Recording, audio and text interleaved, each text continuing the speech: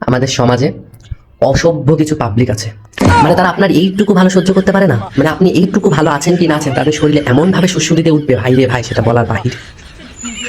এই ধরেন কেউ একটু ভালো আছে, একটু হাসি খুশি আছে, আর সেটা যদি বাই চান্স শুধু তাদের চোখে একবার পড়েছে, কি রে খুব খুশি খুশি দেখাচ্ছে, মনে বেশ রং লেগেছে মনে হয়। কেন? মানে ওর মনে রং লেগেছে না কি লেগেছে সেটা কি তোমাকে কেউ দেখতে বলেছে? মানে তোমাকেই দেখতে হবে? হ্যাঁ, মানে তোমাকে কে বলেছে যে ওর কোথায় কোথায় রং লেগেছে সেগুলো তুমি দেখো? মানে কি করবে তুমি? ওর রং নিয়ে এসে কি তোমার গালে মাখবে? হ্যাঁ, অসভ্য পাবলিক কোথাকার। মানে মানুষের এইটুকু ভালো মানে কিছু দেখতে পারো না, মানে সেটা নিয়েই কন্ট্রোভার্সি তোমাদের করতেই হবে।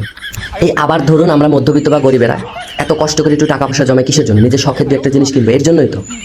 এখন ধরেন আপনার ঘরের বা আপনার নিজের কোনো শখের কোনো জিনিস নতুন কিছু কিনেছেন, আর সেটা যদি তাদের চোখে একবার পড়েছে, এই দেখেছিস নতুন ফার্নিচার কিনে এনেছে, এই বলে টাকা পয়সা কিছু নেই, কোথায় পাচ্ছে এত টাকা? কেন? মানে আমার টাকা পয়সার হিসাবে এবার তোমাদেরকে দিতে হবে? হ্যাঁ, এত অসভ্য কেন তোমরা? মানে কি রে ভাই? এখন আমার টাকা পয়সা ব্যাংক ব্যালেন্স এগুলোর হিসাবে আমাকে তোমাকেই দিতে হবে?